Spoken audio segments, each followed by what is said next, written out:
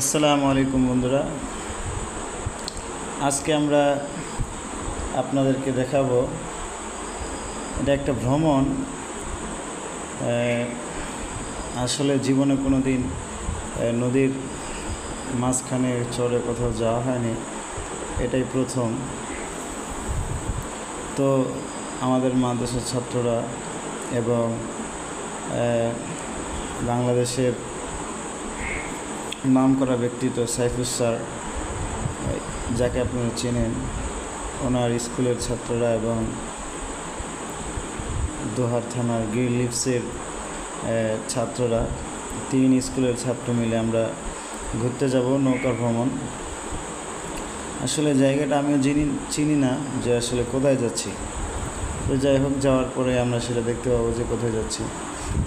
এবার দেখতে পাচ্ছেন আমরা এই যে এখানে বেশ কিছু নৌকা দাঁড়ায় আছে, এগুলা দিয়ে বিভিন্ন জায়গায় যাওয়া যায়। হ্যাঁ, এটাকে বলা হয় মৈনট ঘাট। বাংলাদেশের ঢাকা জেলার ঐতিহ্যবাহী থানা দোহার থানা থেকে একটু সামনে গেলেই, কিছু দূর রাস্তা গেলে আমরা এই জায়গায় উপস্থিত হতে পারবো। এই জায়গা থেকে বিভিন্ন জায়গায় যাওয়া যায়, যেমন ফরিদপুর, এরপরে মানিকগঞ্জ সহ আরও বিভিন্ন এলাকায় যাওয়া যায়। তো দেখতে পাচ্ছেন আমাদের ছাত্ররা এবং শিক্ষকেরা তারা নৌকায় উঠছে। তো আমিও যাই, দেখি নৌকায় উঠি। আমরা সেখানে যে রান্না করব, এই কারণে খড়ি, এরপরে রান্না করার পাতিল, এরপরে বিভিন্ন কিছু নিয়েছি। সেই সাথে আমরা সেখানে যে খেলাধুলা করব, তো এই কারণে আমরা ফুটবল, এরপরে হচ্ছে এই যে দেখতে পাচ্ছেন ব্যাট নিয়েছি, এরপরে আরও গ্লোভস, স্ট্যাম্প, যা কিছু প্রয়োজন সব কিছু নেওয়া আছে। তো আশা করি ভ্রমণটা খুব আনন্দদায়ক হবে এবং অন্যরকম একটা ভ্রমণ হবে। আসলে এরকম জায়গায় তো যাওয়া হয় না। তো শেষ পর্যন্ত দেখুন, আমি আপনাকে পুরা ট্যুরটাই শেষ পর্যন্ত ঘুরে দেখাবো।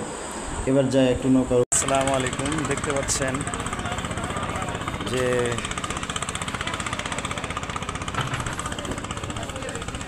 আসলে আমাদের পরিচিত একটা নদী, পদ্মা নদী। আপনারা অনেকে নাম শুনেছেন।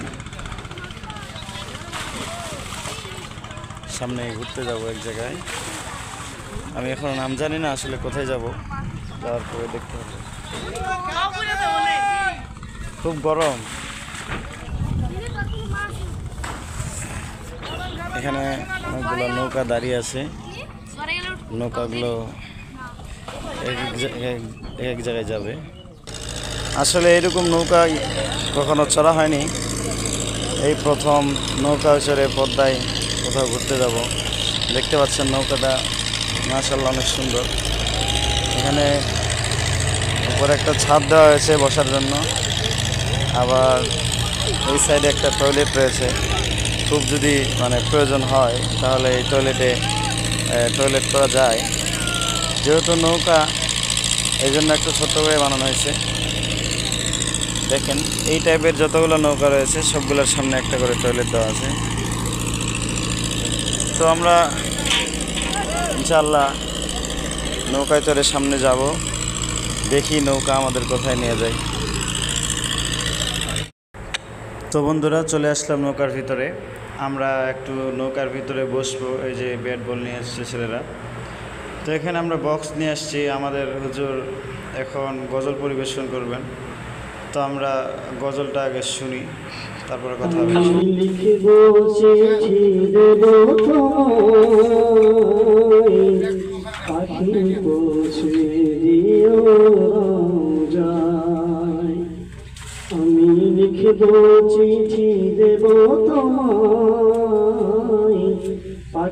পৌঁছে দিও রওজায়।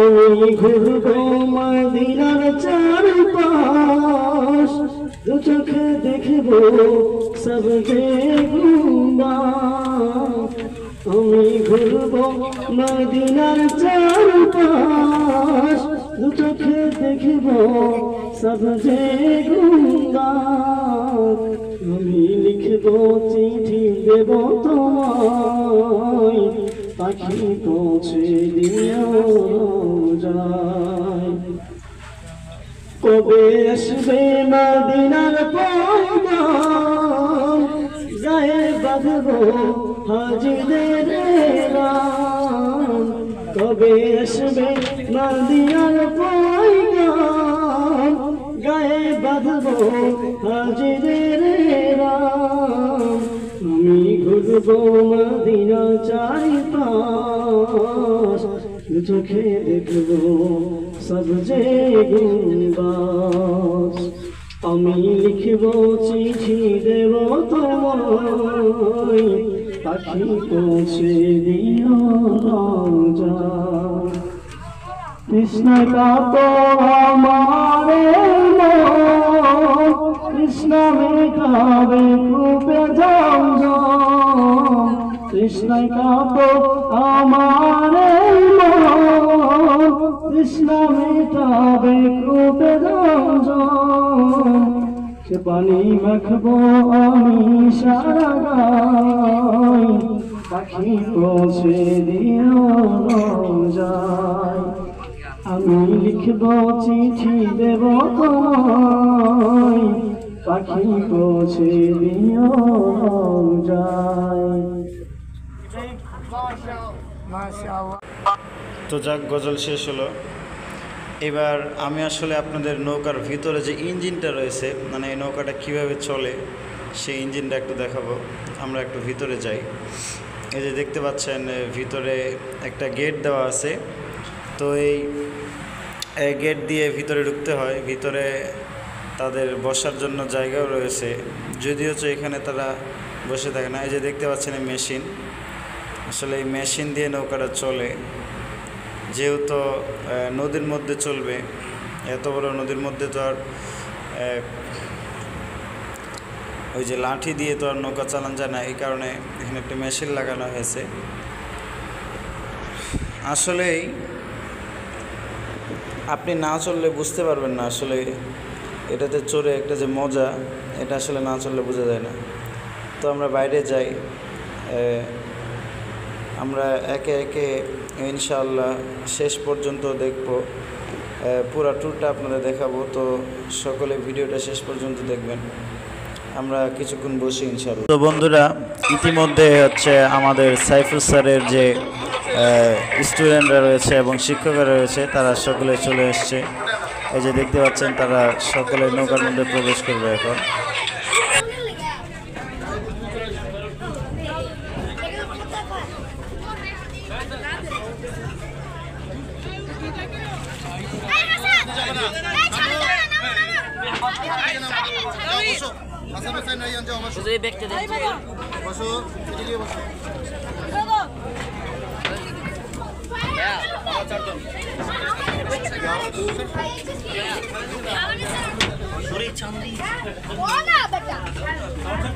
করে যাওয়া যাবে না।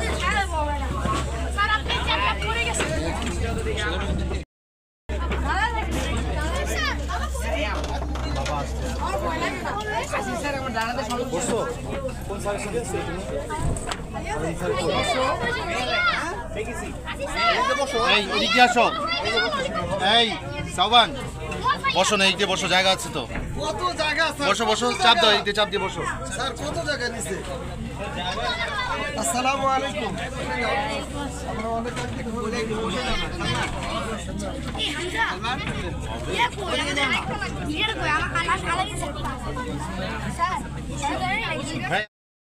হয়, বুঝতে পারছো? এই জন্য আল্লাহ তাআলা রহমত যখনই আসবে সেটাকে দেওয়ার জন্য আমরা খুব খেয়াল করতে থাকবো। আল্লাহ তাআলা আমাদের সফরকে সহজ করেন, আল্লাহ তাআলা সফরকে আল্লাহ তাআলা নিরাপদ করেন, বলে আমিন। তো বন্ধুরা, আমাদের নৌকাটি অলরেডি ছেড়ে দিয়েছে। আমরা নদীর মাঝখানে যাচ্ছি। তো যেতে আমাদের বেশ কিছু সময় লাগবে। আসলে এত লম্বা ভিডিও তো আসলে দেখা যায় না, এই কারণে আমি কেটে কেটে মাঝখান থেকে আপনাদেরকে মাঝে মধ্যে নদীর ভিতরের অংশটা দেখাবো ইনশাল্লাহ। তো আপনি যদি চান উপভোগ করতে, তাহলে আমি ভিডিওর ডেসক্রিপশনে ঠিকানা দিয়ে দিব। আপনিও যে কোনো সময় যে কোনো মুহূর্তে এই জায়গাটায় সফর করার জন্য আসতে পারেন। তো আমরা এবার যেহেতু আমাদের নৌকা ছেড়ে দিছে, এই যে অলরেডি আমরা যাওয়া শুরু করছি, তো আমরা ইনশাল্লাহ শেষ পর্যন্ত দেখব। দেখা যাক আমাদের নৌকা আমাদের কোথায় নিয়ে যায়, আমাদের শেষ পর্যন্ত আমরা কোন জায়গায় গিয়ে পৌঁছি।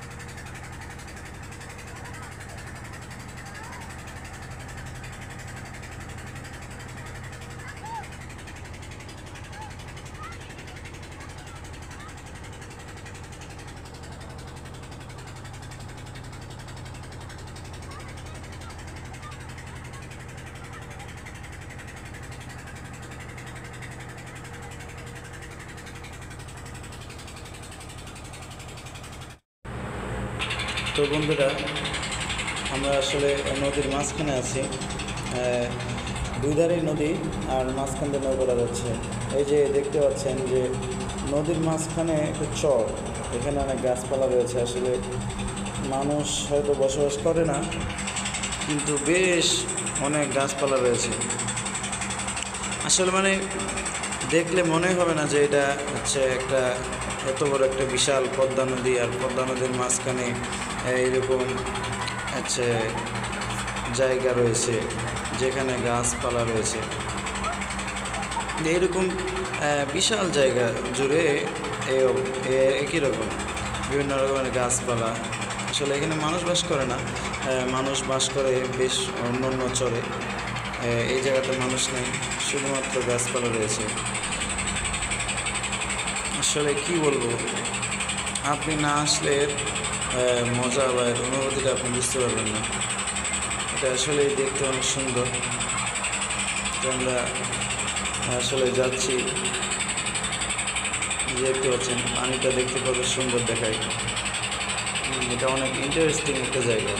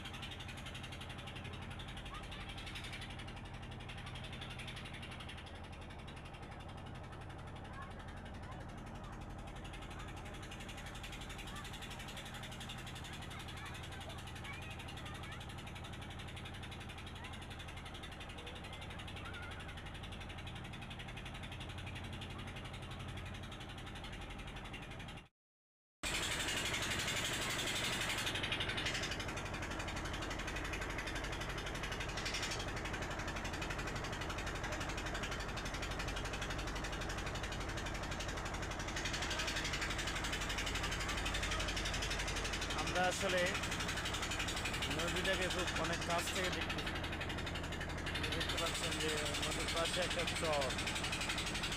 এটা আল্লাহ তাআলার একটা বড় নিদর্শন যে এইরকম একটা বিশাল নদীর মাঝখানে এরকম উঁচা জায়গা পড়ে আছে, গাছপালা জঙ্গল। আল্লাহ তাআলার একটা বড় নিদর্শন। এই জায়গাটা দেখতে খুব একটা খারাপ নয়, মোটামুটি অনেক ভালোই। কিন্তু আমাদের যাত্রা হচ্ছে অন্য জায়গায়, এই কারণে এখানে থামার কোনো সুযোগ নেই। সুযোগ থাকতো তাহলে অবশ্যই আমি এই জায়গাটাতে ঘুরতে করতাম। আসলে এই সমস্ত জায়গায় ঘুরতে অনেক ইন্টারেস্টিং লাগে।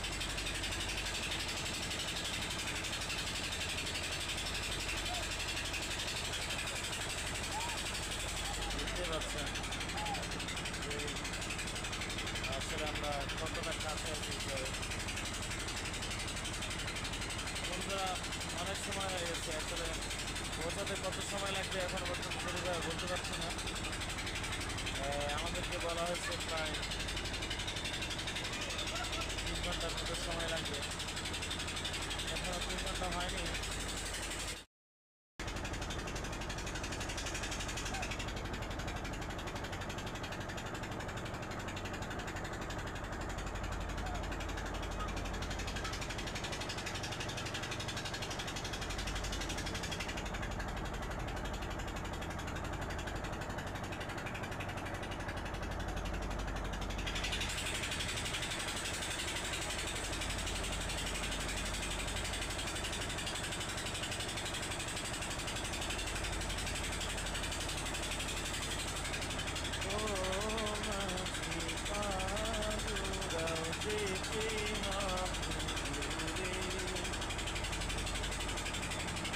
পাহাড়েরি ডাকেলে যাই কি থাকা ঘরে।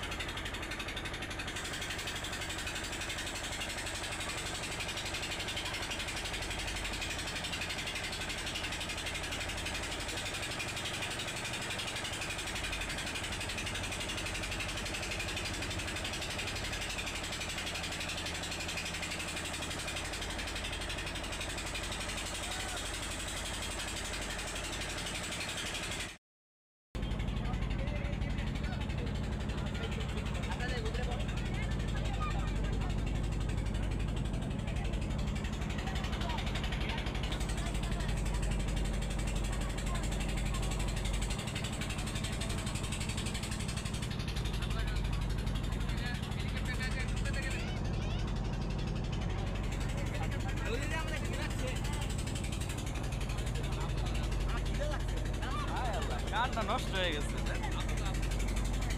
উপরেই বেশি মানুষ। দাঁড়ায় থাকা ভালো। ঠিক আছে।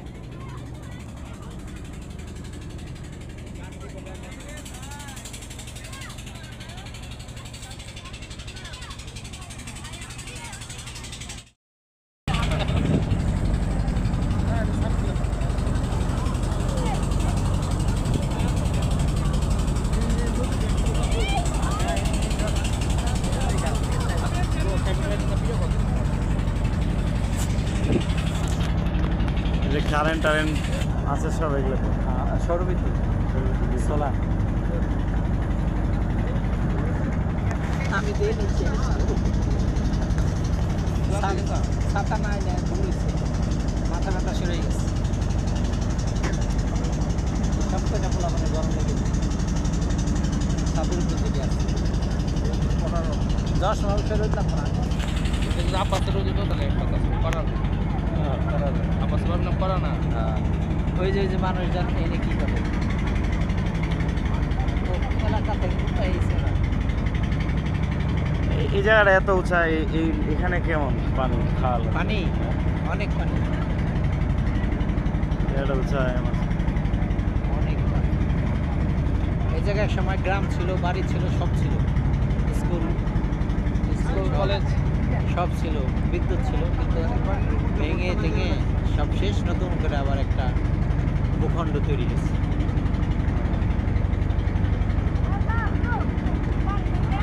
এক জগৎ তৈরি হয়েছে, বসবাস করাই তো মুশকিল, বেশি দিন টিকে না। টিকে না, আবার ভাঙে, হয়তো 2-4-5 বছর পর আবার ভাঙে যেতে পারে।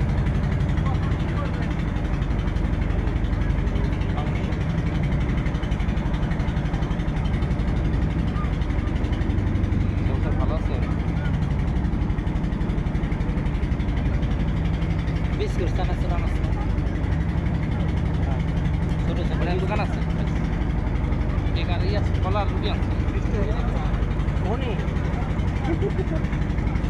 20 টাকা গ্রাম চা মিলে হলে এত দাম কেন? চা বানাচ্ছি তো 1 লাখ হ্যাঁ দেখছি চা ইয়ে বানাইবে লাগছে সালমান না ওই যে ইয়ে স্যার সাত বানাইবে লাগছে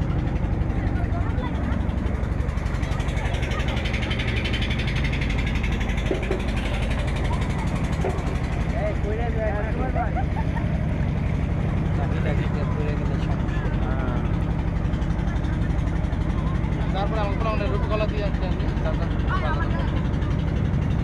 আমি বিকনের না ইকরা ইকরা। ইকরা হ্যাঁ কি বল খাই না লাগবে খিদে লেগে কিছু তো নাস্তা করা দরকার। আমি খাই আসতে পারিনি আজকে সকাল 8টা আগে খিদে লেগে গেছে সকালে 7:30 গেছি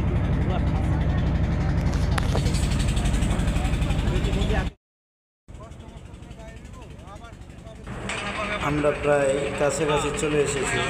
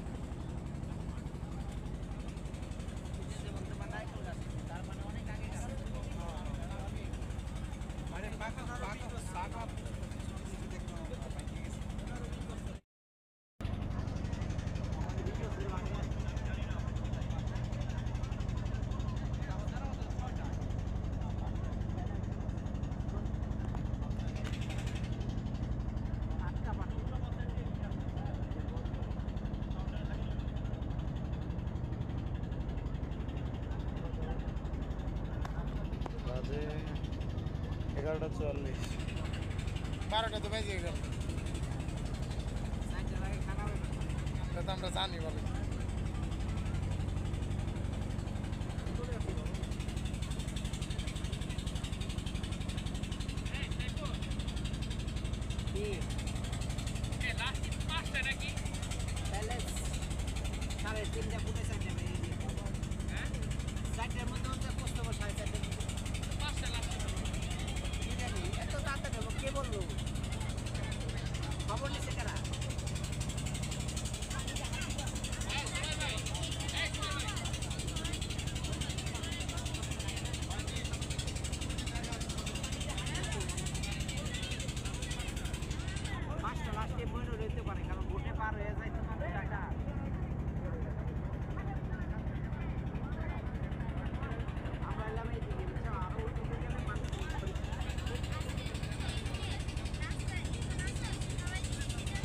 আর কত দূর আর কত দূর আরো আধা ঘন্টা লাগবে আধা ঘন্টা লাগবে আরো। আমরা কি ধারের উল্টা দিক যাইতেছি নাকি? নৌকা তো আসতে যায়, জোরে যা। স্পিড বোর্ডে চড়া লাগবে তাহলে।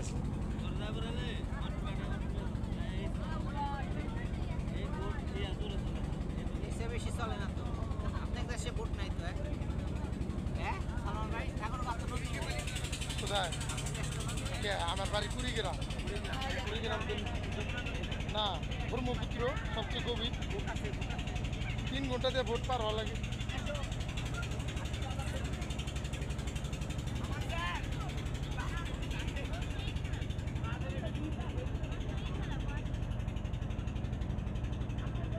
তাহলে 20-25 বছর পরে তো ভাঙিয়ে দিতে হবে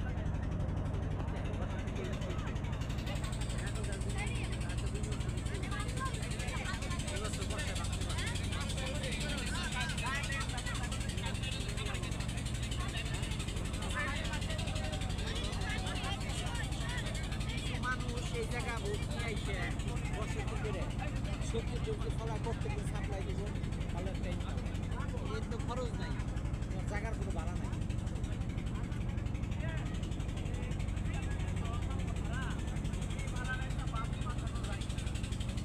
আসসালামু আলাইকুম।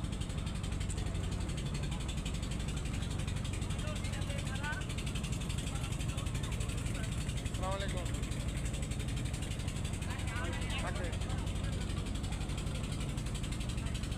ম্যাক দিছি,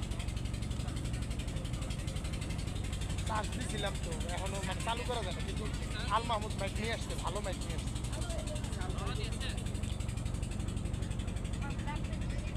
ওই এগুলো তো মনে হয় না, না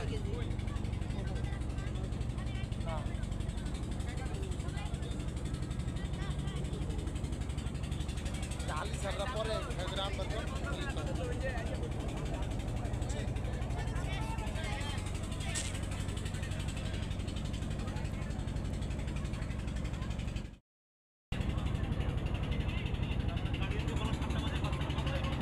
বাচ্চার অভিভাবক আসলে আপনাদের না, আমাদের কোনো অভিভাবক নাই। তাহলে আপনারা কিন্তু সাথে সাথে রাইখা ঠিক আছে, কোনো বাচ্চা একা ফেরেন না। আর নদীতে যেন একা নামে না কোনো বাচ্চা, গোসল করলে একা নামা যাবে না।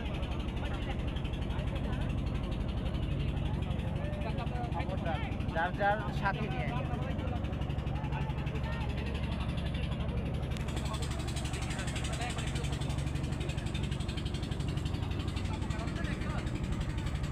দিয়েছে 5টা বাজে।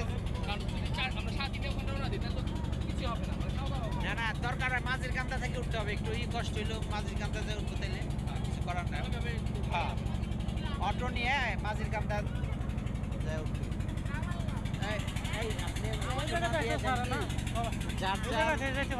তারে ছাড়া জানি কেউ কোথাও যায় না, আর পদ্মায় পানিতে জানি কেউ নামে না, একা খবর নামবে না। আমার অন্য গ্রুপে বলে। তো বন্ধুরা দেখতে পাচ্ছেন আমরা আসলে একেবারে কাছাকাছি চলে আসছি। তো এর মাঝখানে একটা জিনিস দেখতে পেলাম, সেটা হচ্ছে যে দেখতে পাচ্ছেন যে বড় বড় কিছু নৌকা এখানে দাঁড় করানো হয়েছে। আসলে এই নৌকাগুলোতে করে এলাকায় হয়তো অনেক ফসল হয়, আমরা এলাকার ভিতরে ঢুকলে সেটা দেখতে পাবো। তো এলাকার যে ফসলগুলো রয়েছে সেই ফসলগুলো এই যে দেখতে পাচ্ছেন সারি সারি করে ঘোড়ার গাড়ি দাঁড় করানো আছে। এই ঘোড়ার গাড়িগুলোতে করে ফসলগুলো বয়ে নিয়ে আসা হয়। যেহেতু হচ্ছে এটা একটা চর, এখানে তেল নিয়ে আসা নিয়ে যাওয়া অনেক কষ্টকর বিষয় হয়ে যায়।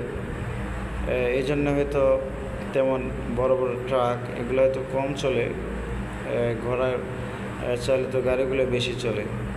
আরেকটা কারণ হতে পারে আসলে বিভিন্ন জায়গায় কাদা হলে ঘোড়া সেগুলো টেনে নিয়ে আসতে পারে, কিন্তু অন্য ট্রাক্টর বা এগুলো হয়তো অনেক সময় কাদার মধ্যে ঢুকে যায়, এদের জন্য একটা সমস্যা হতে পারে। এই কারণে তারা ঘোড়ার গাড়ি ব্যবহার করে। তো আসলেই এটা অনেক একটা মজার একটা এলাকা। তো বন্ধুরা এরকম এলাকায় আসলেই জীবনে ফার্স্ট এসেছি, আমারও অনেক ভালো লাগছে। আপনাদেরও ইনশাল্লাহ আমরা যখন গ্রামটা পুরোটাই ঘুরে দেখব তখন হয়তো ভালো লাগবে ইনশাল্লাহ। আমরা একেবারে খুব কাছাকাছি চলে আসছি, গ্রামের কাছাকাছি চলে আসছি। সামনে গিয়ে আমরা নামবো ইনশাল্লাহ।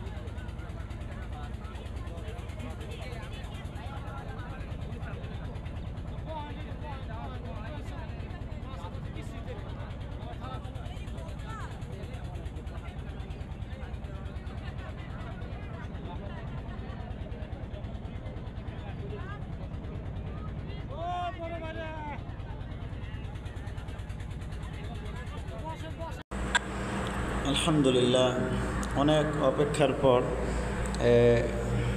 10:56 নৌকা ছাড়া হয়েছে। তো এখানে আস্তে আস্তে প্রায় 12টা বেজে গেছে। এই যে দেখতে পাচ্ছেন, এই যে সামনে হচ্ছে নৌকা থামানোর জন্য একটা ব্যবস্থা করা হয়েছে, যে যাতে করে নৌকাটা এখানে থামানো যায়। তো আমরা একেবারে চলে আসছি, যে নৌকাটা এখানে থামবে। আমরা এখন এখানে নেমে এখান থেকে ইনশাল্লাহ পুরো এলাকাটা ঘুরব। এই যে সামনে লোহা দিয়ে একটা দাঁড় করানো আছে, এখানে আসলে নৌকাগুলো আসে থামে, এখানে একটা পাড় দেওয়া আছে।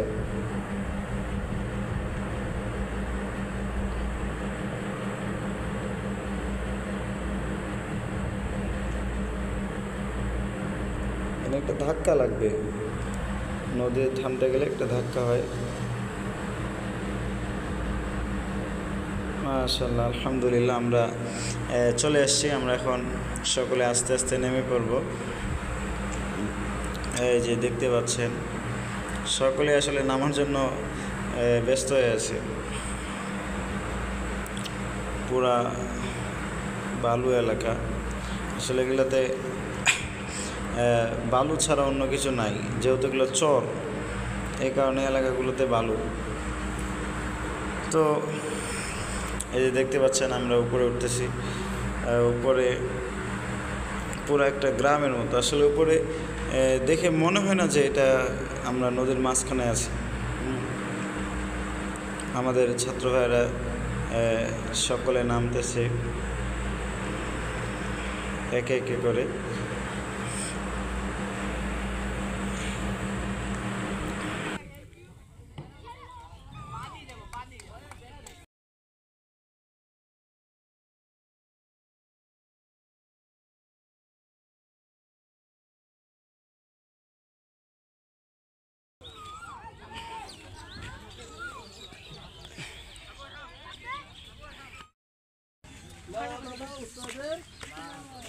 আমরা আগে সালাম দেবো।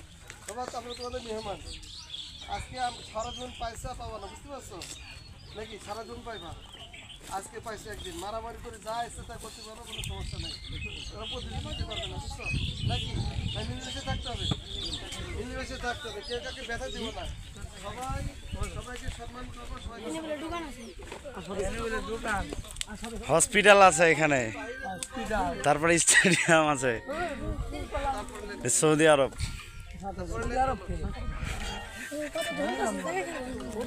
মজা একটু পরে লিবানি দাঁড়া।